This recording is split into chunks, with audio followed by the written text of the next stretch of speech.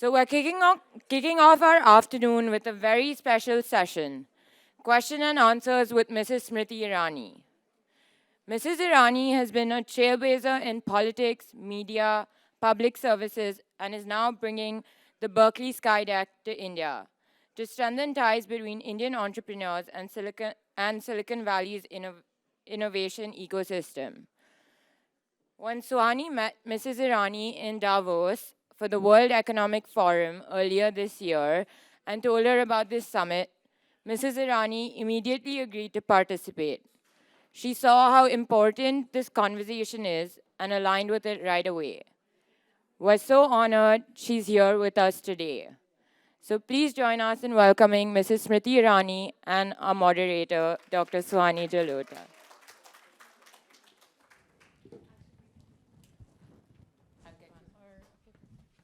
I mean, it'll be mainly you talking, so. Okay. Hi, everyone. Well, we are here to talk about Mrs. Irani and her journey. And actually, this is a very interactive session. She actually requested that she wants mostly audience members and the attendees here at the summit, thank you, to actually ask her questions. So she's very happy to respond about any issues around future of work, her work in health, women's health, and women's empowerment overall. But we are so honored to have you here with us today. It really means a lot. I know we met a few months ago, and then since then, you've really shown so much commitment, honestly, also to this. And I've been just so surprised by the level of warmth. And you're surprised? No, sorry. Because politicians have commitment. Oh, no, but it is surprising, I'm sure, that politicians who are continuously, incessantly committed must be a... I think we are able to get real answers from you, and we're able to get you to actually come to sessions that are meaningful for women around conversations on academia and actually engaging in cross-sector work, which is very, very unique. So thank you for that. And we are all inspired by the work that you do. We want to showcase some of that here today for some of the people who may be even less familiar from those that are, in academia and other spaces. So just speaking to that, to get started first, Mrs. Irani actually has been on a tour of multiple education institutions. So I was told at first she was coming to Stanford, then other universities got added on, and there was Harvard and Berkeley and Kellogg and ASU and many universities in the mix. And so we'd love to learn from you maybe a little bit about your journey across these universities. What have you learned? Any surprises? Anything that you'd like to share to get started? Honest answers? Okay, so at Howard, my response was, if you want to disagree with me, then read up. I predominantly, in my engagements at Howard, not only spoke about the role of and how women in politics are perceived. I believe many people presume that there is a problem about being a woman in politics, but the honest to God truth is there's a problem of being in power. So perceptionally, you have to recognize that being in politics and being in power are two different attitudes, opportunities, circumstances altogether. I am very pleased to see at the front row here Pragya Khanna, who's again a partner in crime at the World Economic Forum. I work with one of her colleagues in the B20 South Africa team for digital transformation. And one of the issues that we are taking to ground in India is across 300 cities, 100,000 women who own businesses, how to help them understand certification, compliance needs for the global supply chain, how to introduce them to generative AI, how to teach them macro accounting, how to leverage AI or technology, even on devices which may not be as smart as Apple, but how to ensure that high consequences with low tech is a possibility. I also believe that many women who are in business presume that that one product, that one service is the life of their business opportunity, which is not the same for men. So I'm hoping to explain to women that failure is a part of doing business. So how to go from, let's say, one product to another. Services do reach a saturation point. So how to go from one service to another. If they so desire, how to deepen their engagements in local markets. If they so desire, how to reach out to diverse regions in terms of markets. But also we have partners, let's say in an organization like Kearney, which says we will teach them how to engage with global suppliers and be a part of, conform to global standards so that they can be an equal partner in growth. Apart from that, we in the Alliance have an MOU with the Commonwealth Secretariat. So what we will do in India across 300 cities is also going to become a template for 56 countries across the world. Wow. So that's just me in the personal capacity. Insofar as, of course, the work not only within India, but my experiences at Howard, at the Howard Kennedy School, there's a very, very well-meaning academic leader, Hannah Bowles, and we were in conversation as to how to teach negotiation skills to these women, especially if they want to negotiate on international contracts, or even negotiation skills within family structures now that they'll be part of global supply chains, or at least will articulate a global ambition. So given that our movement will not be in the so-called very celebrated urban centers like Delhi, Bombay, Bangalore, Kolkata, Chennai, we are going to the smallest of cities and towns in India. I think it'll give Hannah a great perspective as to how women in business relate to her negotiating skills at the Kennedy School on the grassroots in India. So it'll be a good mix to see. At Berkeley, I had the privilege of having an executive education program at Berkeley FinTech. And when I was minister, I believed that I wanted to learn things which had nothing to do with me, my policy, my ministry. So I did have an opportunity to see my old colleagues at the Harvard Extension School, because I've under the executive program there, I've learned a little bit about environmental policy, about organizational behavior. So in Berkeley, my professor who taught me FinTech, he's the founder of FinTech at Berkeley House, Yaniv, and he also looks at the UC Berkeley Skydeck program, where startups predominantly, and those who are academically extremely celebrated, who create startups, they are positioned well and supported well by Berkeley to present to VCs and PEs across the globe. So the last I spoke to my professor, I am taking the Skydeck to India. To now help people within the ecosystem who are possibly from small towns and cities, and teach them the art of connecting with VCs and PEs globally. And I did tell my old professor, I said, do your student a favor. Whoever is the best of the best from India, and particularly women, let's take them next round to UC Berkeley and the Skydeck there. So I have his verbal and email consent. Let's see how I can build on it. Yesterday, I was at the Arizona State University. The president there, Michael Crow. I think that when we come to platforms such as this, it is not only to speak at or speak to or engage with an audience. It is also that you chance upon people who have such a vast knowledge ecosystem that you'd like to get possibly a look into.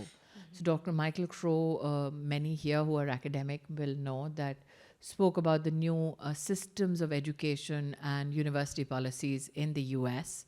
And he has a paper written on issues of reallocation of resources, redistribution of resources across the healthcare spectrum, with a predominant view on healthcare and research. So I'm going to look that up as well. And my interface with Michael Crow was extremely, for me as a learner, was of great importance.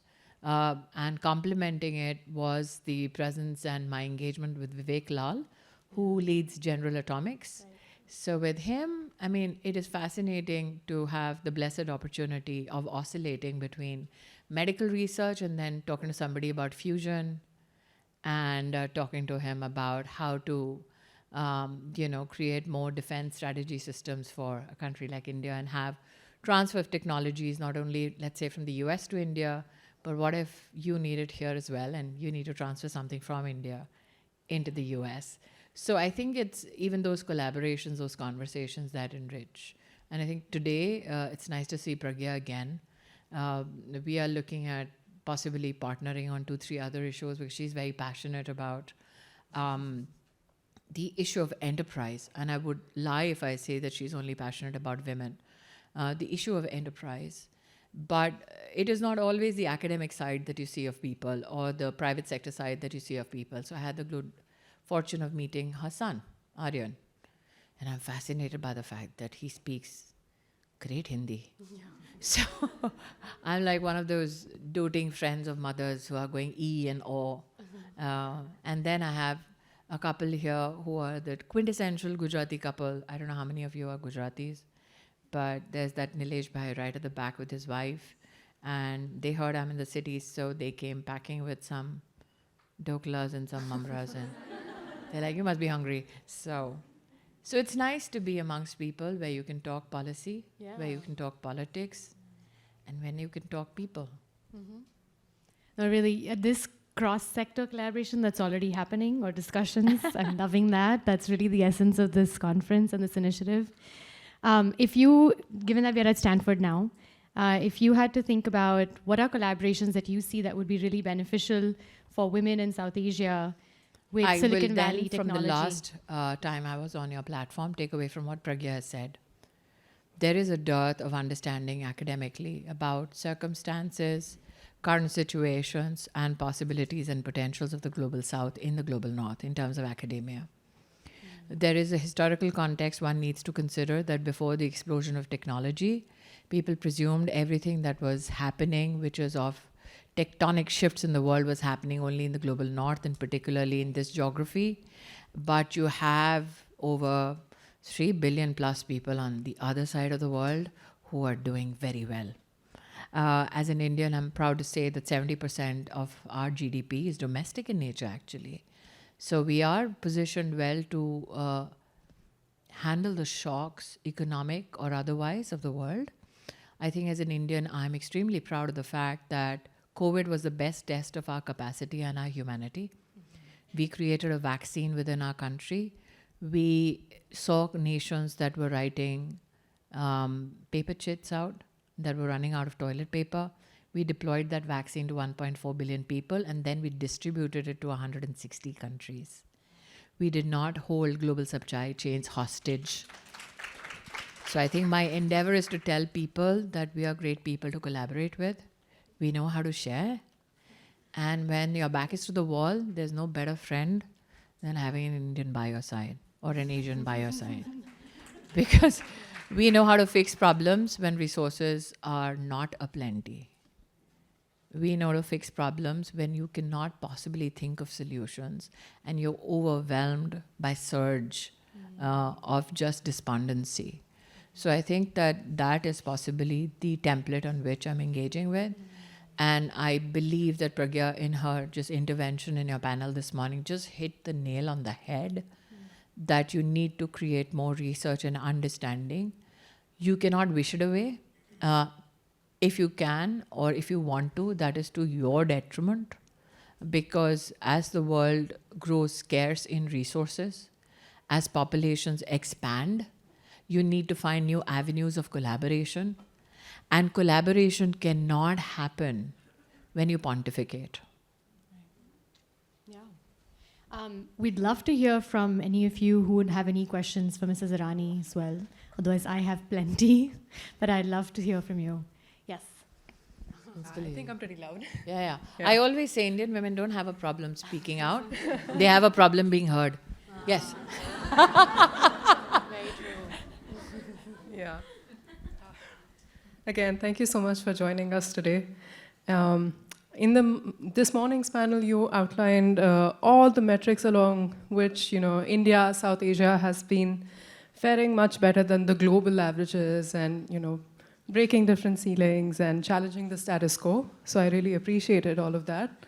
I'd like to hear from you about how do you see India leading the way as an emergent economy, as a disruptor?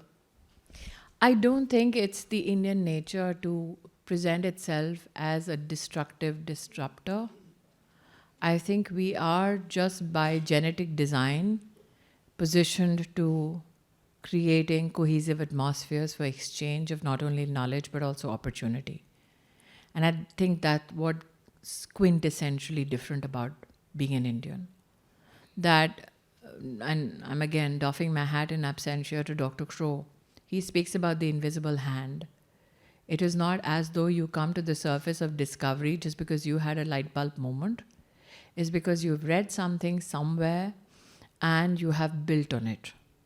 And I think that is another strength of Indians, that they don't suffer from the myopia to say, oh, I know it all, that they are open to a confluence of ideas, that they are open to a lot more research, a lot more matter on subjects which may not be pertinent only to the decision. For instance, there was no need for me to study all the subjects that I did as a minister. I could have very well sat very pretty on my chair and said, oh, I know everything. I don't. And I think that incessant thirst for knowledge, that incessant thirst to also bring knowledge to fruition, from taking innovation and idea to enterprise, I think that is going to be our greatest strength. So what I hope for in the future, and the immediate future for that matter, is we may have great ideas, but we have the capacity to collaborate and with respect do that collaboration. That even when we shared the vaccine, and again I'm going back to the vaccine because that's a globally acknowledged, achievement, we did not snub the 160 countries we were sharing with. We were not calling in IOUs. We were not speaking down to them. We reached out because we knew what it felt like not to have a solution and not to have the money even if you had the solution. So I think that's what gives me hope for the India of the future. We know when resources are low, and we know how to be humane at that exact moment.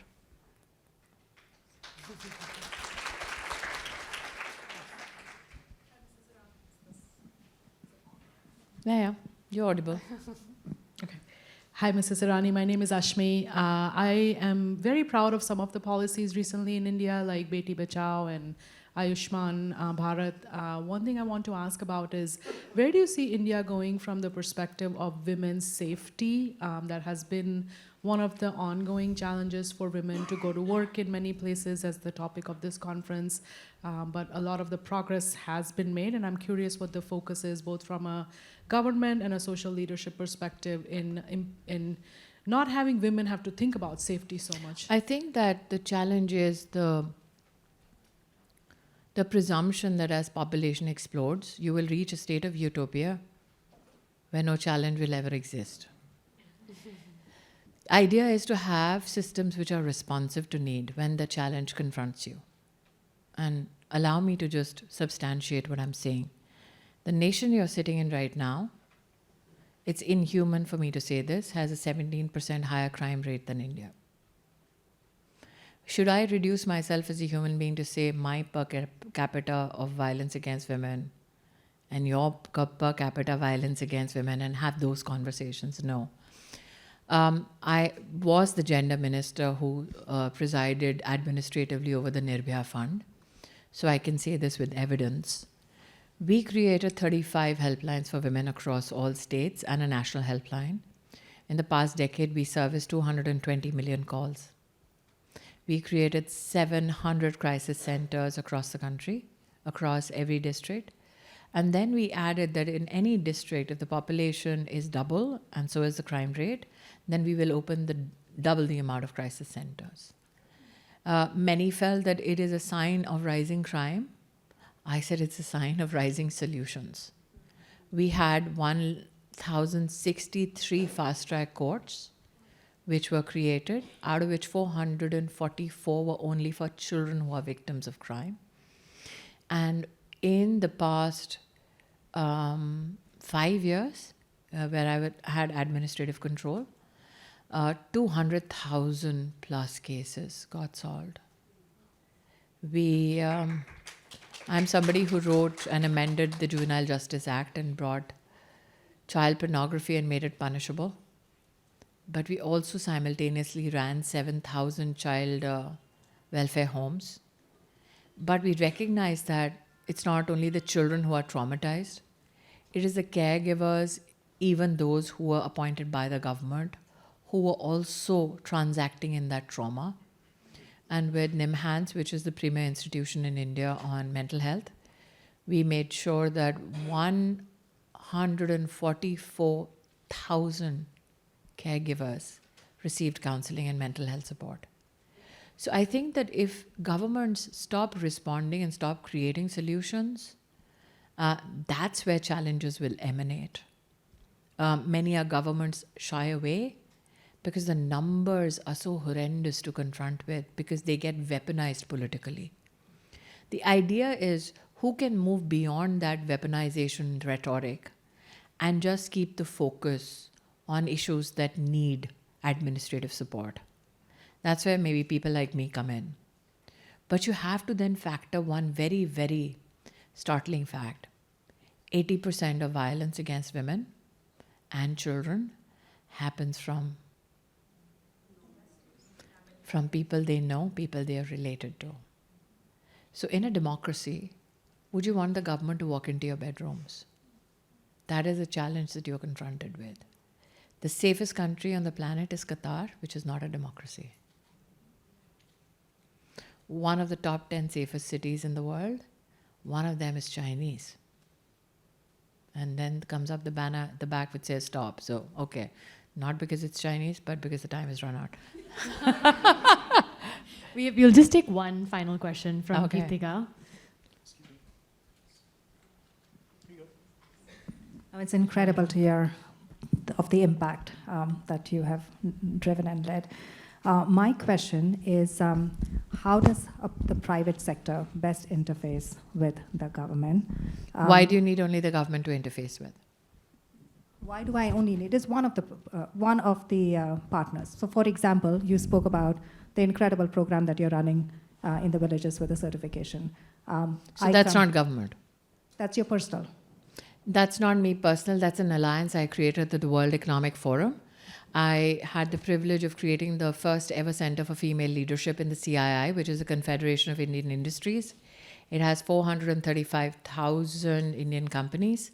I'm also the strategic advisor for the Confederation of All India Small Traders, which is 80 million traders and 48,000 trade associations. So that's my private side. Incredible. So maybe the question is broader, is again, how can the private sector best interface with these different organizations? The private sector is a part of it. Okay. It's just that we don't verbalize your participations. I'm calling out Pragya because, she's there, so she is one of the private sector support bases we have. If you'd like to join that cohort, by all means, I will tell you who in CII to connect with, because I'm ensuring that it's industry as unions, as associations that always keep the leverage so that it does not get individualized in terms of becoming only a single woman's purpose. I have the industry buy into it and the corporate leadership of India buy into it.